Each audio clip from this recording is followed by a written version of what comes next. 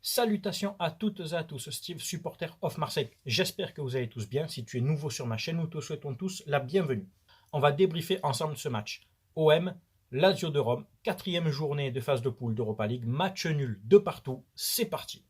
Alors avant d'attaquer le débrief, je vais vite faire une petite parenthèse. Je sais pour certains ça va les gonfler, mais je vais quand même accorder un droit de réponse parce que là on m'a accusé de propos que je n'ai pas tenus, donc c'est diffamatoire. Bien entendu, je pense à l'autre mange-merde 88, oui, parce que par contre là je vais utiliser des mots forts, salope 88 même, j'en ai rien à foutre, parce que quand tu m'accuses de propos entre guillemets racistes sur Twitter et que beaucoup de gens j'ai vu sur Twitter t'ont demandé de prouver tes allégations, tu ne peux pas.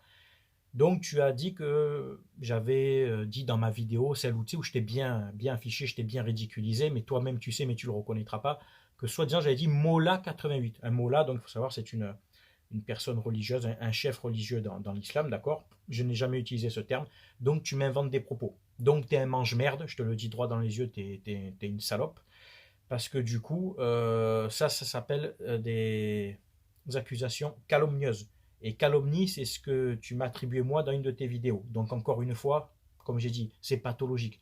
Tu fais en fait ce que tu reproches aux autres, mais toi tu les fais réellement. Tu retournes ta veste sur Messi, tu dis que tu assumes blabla en sortant des arguments de nous au stade Vélodrome. Tu dis que tu parles plus de moi. Dans une même vidéo, tu es capable de dire que tu parles plus de moi en parlant de moi pendant entre 5 et 10 minutes. Si c'est pas un problème psychiatrique, ça je t'invite fortement à consulter, garçon, parce que soit tu es très très con, soit je pense que tu as un réel problème. Bien évidemment, tu n'as pas rebondi sur toutes les contradictions que j'ai mis dans ma vidéo. Quand, n'oublie pas, tu dis que tu ne cracheras jamais sur un youtubeur, tu n'es pas là pour dézinguer des youtubeurs, mais tu dézingues tout le monde. Tu t'es accroché avec tout le monde, même des supporters, des youtubeurs parisiens, marseillais, tu as parlé de tout le monde. Donc finalement, en fait, tu n'es qu'une grande bouche. Tu parles, mais tu fais tout l'inverse de ce que tu dis tout le temps. Tu vois ce qui est marqué là, anti-putabuzz? C'est exactement, je suis anti des gens comme toi, en fait. Authenticité, c'est que moi, je le suis depuis l'ouverture de ma chaîne. J'ai toujours défendu l'OM, comme toi, tu défends le PSG, mais moi, j'ai jamais dit que je ne parlerai pas d'autres youtubeurs. S'il faut défendre, je défends. J'en ai boycotté certains de qui je parle plus, comme Lot Story, etc. Toi, bien entendu, j'avais dit que je m'accorderais un droit de réponse. Si tu faisais de la diffamation, c'est ce que tu as fait. Donc, tu es vraiment qu'un mange-merde. Tu peux maintenant faire toutes les vidéos que tu veux. Je le dis devant tes abonnés, mes abonnés. Euh, Tu as fait de la diffamation. Tu as inventé des propos sur moi. Donc, je m'accordais ce droit de réponse. Les gens qui disent, ouais, Steve, parle plus de lui, les vidéos, fait plus de vidéos. Écoutez, les gars, je vous respecte tous ceux qui me suivent. J'ai toujours lu tous vos commentaires. Je réponds toujours en MP. Laissez-moi le droit quand même de dire ce que je veux sur ma chaîne. C'est très important. Certains comprennent, ceux qui ne comprennent pas, comme je dis, moi je ne fais pas du racolage. J'oblige personne à venir sur ma chaîne. Je ne vais pas racoler à Bordeaux et Monaco, moi, comme l'autre suceur là-haut. Mais voilà, j'ai dit en face ce que j'avais à dire. J'ai qu'un mange-merde. C'est toi-même qui disais, j'ai mis l'extrait encore dans mon autre vidéo. Je te dis, je t'affichais que tu n'as pas pour habitude de parler de Marseille. Qu'est-ce que tu as dit dans ta dernière vidéo? Ouais, s'il faut dézinguer les Marseillais, s'il faut parler d'eux tous les jours, je le ferai. Donc finalement, en fait, tu as juste révélé ton vrai visage de haineux et les gens qui te suivent, en fait, même eux, ils n'ont pas de dignité de te suivre parce que tu leur dis une chose, mais tu fais l'autre. Enfin voilà, Terminares pour moi, fais un peu les vidéos que tu veux, je te pisse au cul. Alors, ce débrief, l'ambiance, déjà, vous étiez plus de 55 000 au stade, bravo, très belle ambiance. Le virage nord était sanctionné par l'UEFA, il devait être fermé, mais l'OM, en accord avec l'UEFA, a fait venir 10 000 jeunes de la région, donc c'est vraiment super, c'est vraiment une très très belle initiative, une très bonne idée. Ça a permis de remplir ce virage et puis ça a fait plaisir à 10 000 minots qui ont pu assister au match. Bravo à l'OM, bravo à l'UEFA. De l'autre côté, virage sud, très beau tifo aussi, très belle ambiance. Gagné, Jambouin, c'était bien plein. Malheureusement, on n'a pas réussi à avoir les 3 points. On est toujours potentiellement dans la course à la qualification. On peut finir encore deuxième, voire même premier. Ça va être compliqué quand même. 4 matchs nuls. Mais celui-là, vraiment, pour moi, c'est un des matchs les plus aboutis de l'OM. On a dominé cette équipe de la Lazio de Rome, 66% de possession de balle, 21 tirs et seulement 4 cadrés. Vous imaginez, c'est trop peu, le ratio est vraiment c'est pas suffisant. Pour moi, l'équipe, tout le monde a été bon. Vraiment, tout le monde a été bon. Seulement, j'en veux à Sampaoli pour son coaching. 2 entrants seulement. Bon, Paul Lirola est sorti pour Gay. Bon, je comprends pas trop, alors qu'il y avait des joueurs offensifs. Tu avais quand même De La Fuente, Luis Enrique ou Dieng sur le banc. Et tu fais rentrer Gay, je ne comprends pas. Tu vas me dire, je suis pas coach, c'est sûr, mais Si tu essayes de gagner le match quand même, essaye de mettre des joueurs offensifs pour gagner le match.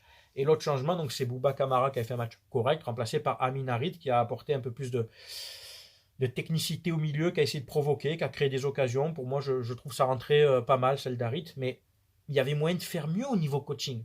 Pour moi, c'est pas suffisant, l'Irola qui sortent, d'accord, mais tu fais rentrer un joueur offensif. Pourquoi Gay? Je sais pas, pour consolider le milieu peut-être.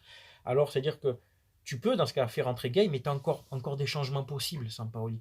Dans ces cas-là, tu fais sortir Under qui est cramé, et tu fais rentrer Luis Enrique ou De La Fuente, même bien qui tu veux, mais tente des choses. Là, je ne comprends pas.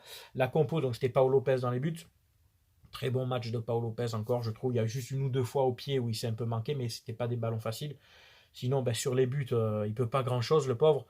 Un ballon dévié, une frappe à bout portant, et l'autre, c'est une très belle frappe d'Immobilier qui va se loger dans le petit filet. Sinon, un bon match. La défense, c'était Pérez, Kaletakar, Saliba. J'ai bien aimé le match de Luan Pérez, beaucoup d'interceptions, Kaletakar propre, et Saliba, malgré que c'était un très bon match pour lui aussi, beaucoup d'interceptions aussi, les deux buts sont entre guillemets pour lui. Le premier, ben, il a dévié sur l'attaquant, enfin le joueur offensif de la Lazio, et le deuxième, bon, il loupe son contrôle. La Lazio marque sur deux erreurs de notre part, un coup du sort et une erreur. C'est vraiment dommage, alors qu'on a eu vraiment le plus d'occasions. Et pour moi, on méritait de gagner ce match. Au milieu de terrain, donc, on avait Kamara, Gendouzi. Gendouzi, match plein encore, énorme. Hein, en fait, comme d'habitude, j'ai envie de te dire. Lirola a commencé à gauche. J'étais un peu surpris. Under à droite. Puis après, ils ont très vite permuté. Hein, et ça allait mieux. Under peut très bien jouer à gauche. Il apporte des centres tendus qui a amené le penalty. Et Lirola, on le sait, est beaucoup plus à l'aise à droite. Et puis après, on avait donc Payet, Milik à l'animation offensive. Bon, pour moi, on a dominé le match. Un Payet vraiment en jambes. Très bon match de Payet. Techniquement très très bon aussi. Milik qui a assuré pour son penalty.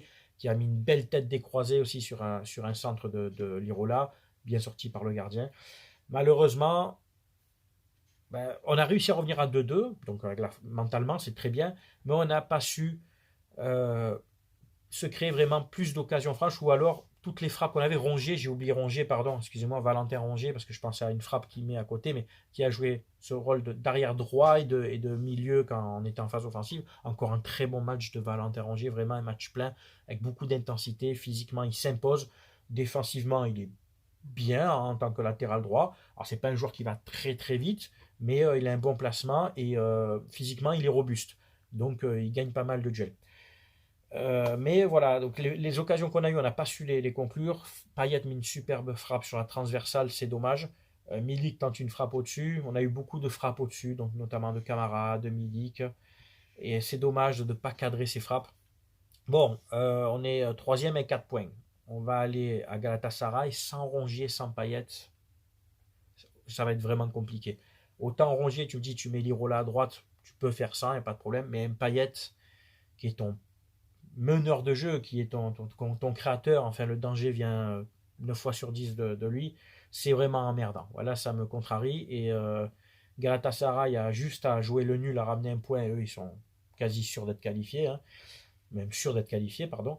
Et après il nous restera le match à domicile contre Moscou. Partant du principe qu'on batte Moscou à domicile, on va dire allez, on a 7 points, il faut absolument en fait qu'on batte Galatasaray pour être à 10 points, pour voir un petit peu, parce qu'il y aura la dernière confrontation Galatasaray-Lazio, donc forcément ou un match nul ou un va y laisser des points. Donc ce match à Galatasaray est décisif. Voilà.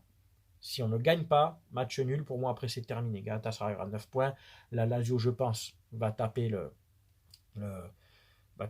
Moscou. Donc après, pour moi, ça sera trop tard. Au pire, on sera troisième, on ira en Conference League, mais bon, c'est pas kiffant. Donc vraiment, c'est simple. Victoire impérative à Galatasaray. Voilà. Écoutez, c'est tout pour ce débrief. Je vous remercie de l'avoir suivi, de l'avoir écouté. C'est bien entendu à vous de donner votre avis. Supporter de l'OM, supporter de la Lazio, supporter d'autres clubs, tu le sais, avec moi, tout le monde est le bienvenu. Ah, petite parenthèse avant que j'oublie, il y a eu un jet de bouteille, c'est important de le dire, juste avant la fin de la première mi-temps, qui a fait que ça a créé un arrêt de jeu. Malheureusement, derrière, on prend le but. Alors, il ne faut pas mettre tout le monde dans le même panier, hein, comme l'autre trou du cul là-haut, là, le pays de la moutarde. Mais à un moment donné, même une seule personne qui jette une bouteille peut te créer des problèmes. Il va falloir vraiment arrêter ça. Je sais pas, enfin, il y a moyen de les identifier. Le mec qui fait ça, mais tu es vraiment qu'un abruti fini, tu n'aimes pas l'OM pour faire ça, c'est pas possible. Si tu es jeune, si tu es très jeune, que tu es avec un parent, à un moment donné, j'espère que ton père ou ton oncle ou qui que ce soit te met une gifle. Parce qu'il faut être idiot. Moi, si je vais au stade avec mon fils qui a 13 ans, je le vois jeter une bouteille, ah, désolé les gars, mais je vais réagir. C'est pas possible. Donc, il va falloir vraiment régler ce problème-là, soit à la fouille, soit je sais pas, enfin s'ils vendent toujours des bouteilles sans bouchon, j'en sais rien. Mais là, il y a vraiment un gros problème. Et moi, ça commence vraiment à me casser les couilles. Parce qu'après, forcément, ça donne du- du- des arguments, hein, ça met de l'eau au moulin des haineux, et ce que je peux comprendre aussi. Donc il faut trouver une solution de sécurité là, parce que jusqu'au jour où un des projectiles, il suffit de une pile, une batterie, une bouteille qui arrive dans la tête d'un joueur d'équipe d'en face, et c'est terminé, et on va se manger des amendes, des points de suspension et des huis clos. Donc stop, arrêtez un peu, arrêtez un petit peu de faire ça. Voilà, merci d'avoir regardé ma vidéo, c'était Steve, supporter of Marseille, ici on a parlé football. À très bientôt, ciao ciao tout le monde.